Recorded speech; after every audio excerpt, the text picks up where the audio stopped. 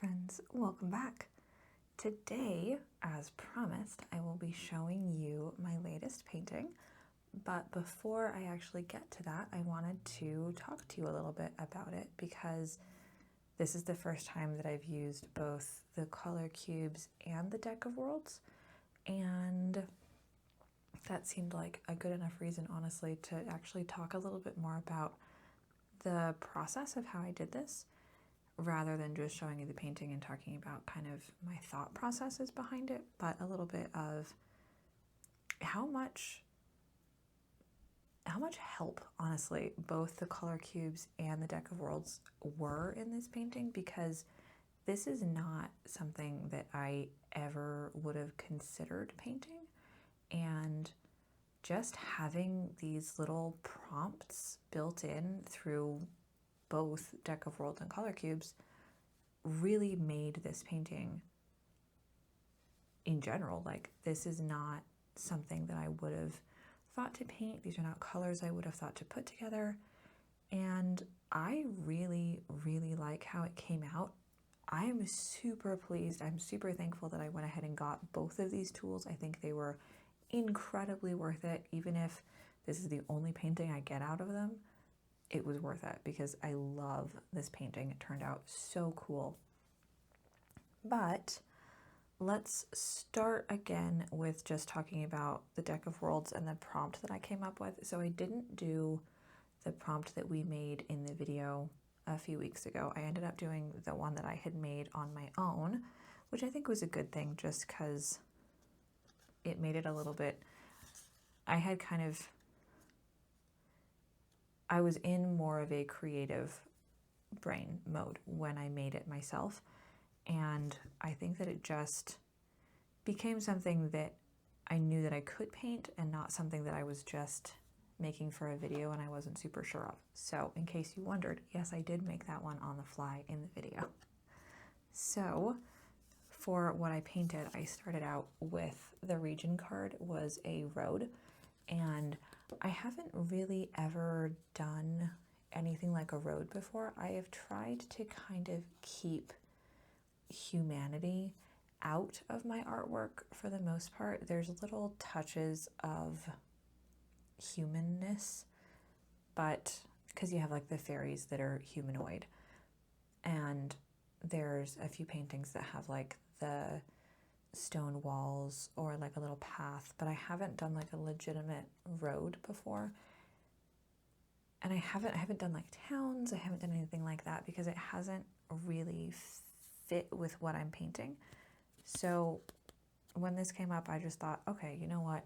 I'm just gonna do it. And the next card that I drew was actually either town or meadow. And because I was already stretching myself with road, I decided to go with meadow. So it was a road and a meadow. And meadows, super comfortable with that. I can do a meadow. I can do a meadow all day long. I love painting meadows. I love painting grass. I love painting little hills. I love that style. That super fits into my world. So this kind of made it fit a little bit more into my wheelhouse. And that's our landmark card.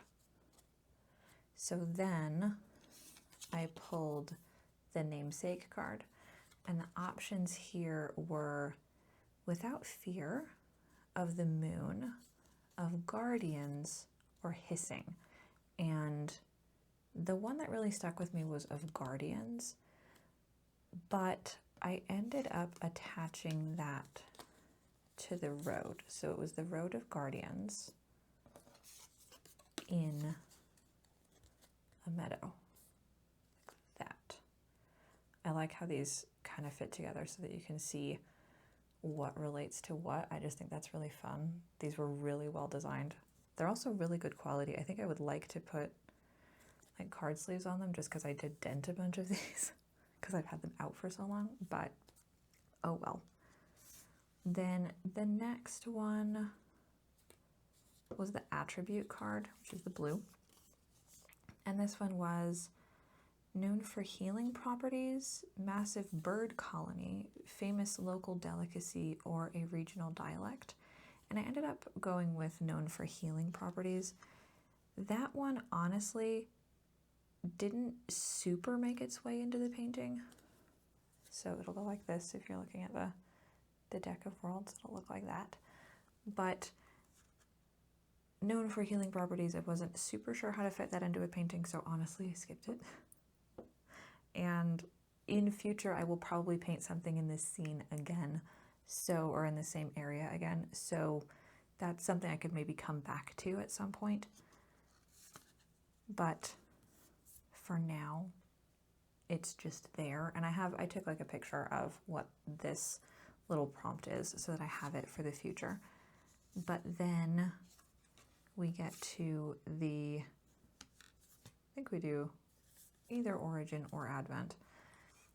So I went with Advent first. You can kind of play with it. There's a specific order you're supposed to go in for the deck of worlds, at least in the little like instruction book there is. But I liked being able to attach the origins and the attributes to the different other things, like the advents and stuff like that. I thought that made for a really interesting little additions to the world that you're building. So for Advent, I had either martial law has been declared or a strange cloud formation is growing, and I liked that strange cloud formation. I thought that could be something really fun that I could work with, and I've been really enjoying painting clouds lately, so it just kind of fit. And then lastly was the Origin card, which we had founded by a repentant criminal, created or given as a gift, shaped by tectonic activity, or a former military superpower. And I ended up doing created or given as a gift, but I attached that to the cloud. So I put it like this, and I don't know if that really makes sense, but that's how I have the whole setup. So I have the cloud is what's being created as a gift instead of like the meadow or the road. It's that cloud was a gift. And you'll see how I got to that with the actual painting, but I thought that was kind of a fun way to work in that cloud because I didn't want it to not make sense at all. So then I went through the color cube, and I think I used volume 1 for this, but I have numbers 50, 51, and 119. If you have the color cube or the color catalog from Sarah Renee Clark, you could look those up. But I started with, and I thought that I should kind of stick with my wheelhouse when I was picking colors to begin with, so I started with this one. Because these are all colors that, as you know, I paint with these a lot. And so I had picked this one out, and I just thought, okay, so we'll find something that goes with this. And then a little while later, I ended up pulling this one, 119. That's a peacock. And this color in the middle, teal, is a very similar color to one of these. Different shade of teal, but still. I liked how these two cards kind of played with each other because they still had, this one still had the teal in it, but I could use this one, which these are not colors that I generally paint with at all. I could use these as my primaries, use these as my secondaries, and then, so do it like that. And then I had just been pulling out other cards that I liked throughout the process while I was shuffling through things, and I came across this rose that I also really liked. And it just so happened that I thought these made really good accent colors for what I already had. And because I needed to make a strange cloud formation, I thought to myself, you know what would be a strange cloud color? Unless it's, you know, sunset in the southwest, pink. So I kept this color as these would be primarily used for that cloud. So it actually worked out really well to have the deck of worlds first and come up with what I was painting, and then be able to go through the color cube and just pick out things with the prompt in mind. I think that made it a little bit easier on my noggin and that made it really fun. But I do also want to try maybe next time, because I have a couple of others. I have these two that are just sitting out over here that I love, and I'm kind of wondering if I should try taking these as my basis and using the deck of worlds to try to come up with a prompt that suits these colors. I think there's a lot of different options of things that I can do with having these two tools. And again, like I've said many times already, this has just been really, really fun to play with, and I honestly can't wait to see what I end up coming up with beyond this.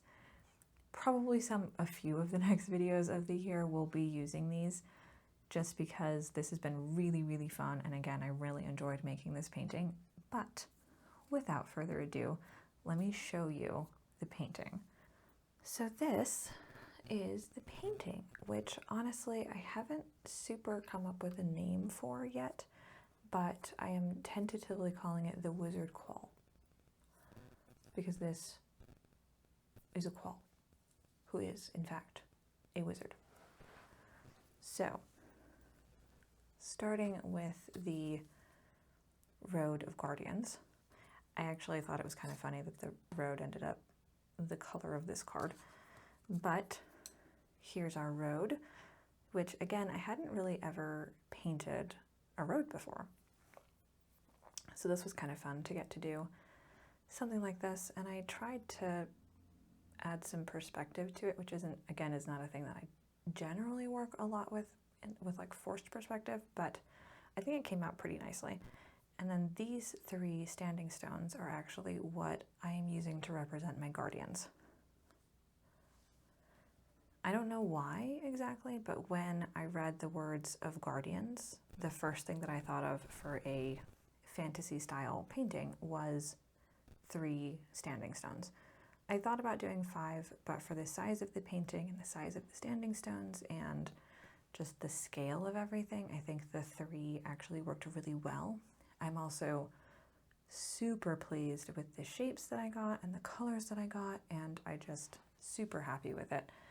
Again, while you're looking at this, remember that these are our primary colors that we were working with for this painting.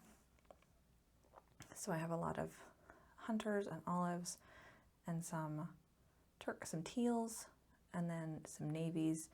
And I did kind of steer away from this clay color into this more reddy brown, almost like a burnt sienna shade, mainly because I liked this color better. I did use this shade initially, and I just wasn't loving it. So I used oil pastels and I blended out to this kind of mix of tones that I thought worked really nicely with the colors that I had.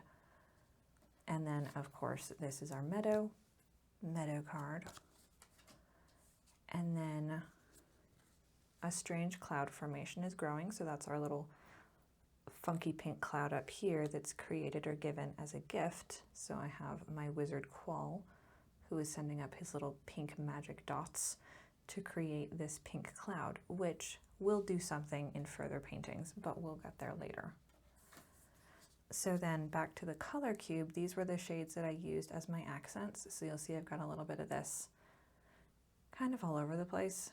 I really use these for the bushes and then for accents in the trees. And then of course the sky has that kind of turquoisey teal shade. And then of course, last but not least, the pink from the rose. We have the really fun tones in the cloud. And honestly, these are not colors that I ever would have considered putting together under any circumstances. I didn't really think that this shade of kind of leafy green went with this shade of olive green and went with this shade of teal. I would not have put those together. Those were not tones that I would have thought could really work together in a painting.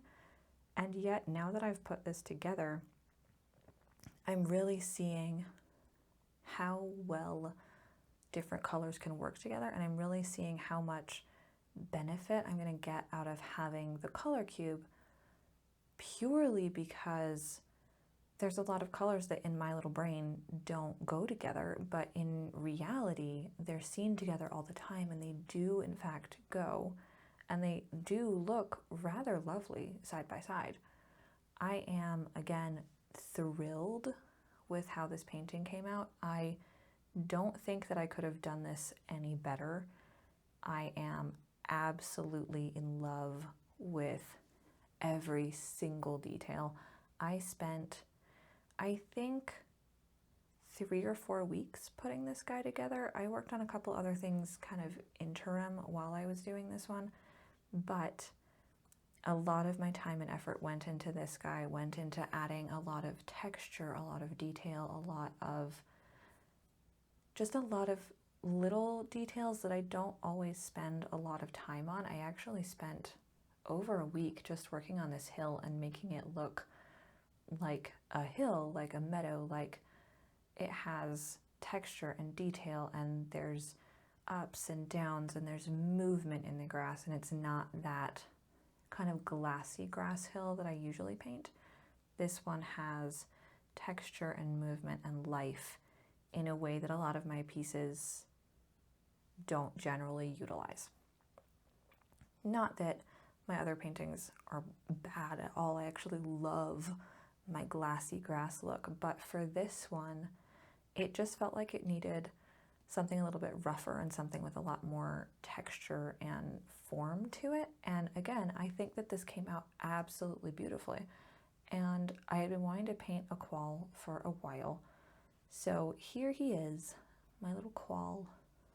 And I in fact make the rock this shape so that he would fit on it? Yes, I did, because I thought to myself while I was setting all this up that I was going to put a quoll on here, and I originally was just going to have him on the path and casting a spell up to make this cloud. But the more I thought about it, the more it made more sense for him to be on one of the standing stones. I did originally sketch him with like a little wizard hat, but it just seemed a little out of place. I haven't really done anything like that in this series before, so it didn't make sense to add something like a wizard hat where it didn't need to be. So no hat, but adorable quoll and casting our little spell. I might at some point add a few little white dots into here just to make this pop a little bit better, but I'm still debating. I only finished this like yesterday, so I still have time to think on it before I varnish and everything. But again, I just love how this turned out. I think that it was absolutely beautiful. I thought about not putting any trees in this one, but the more I looked at it, the more it felt like it needed something on this side of the canvas to really lend it some weight with having the standing stones on this side.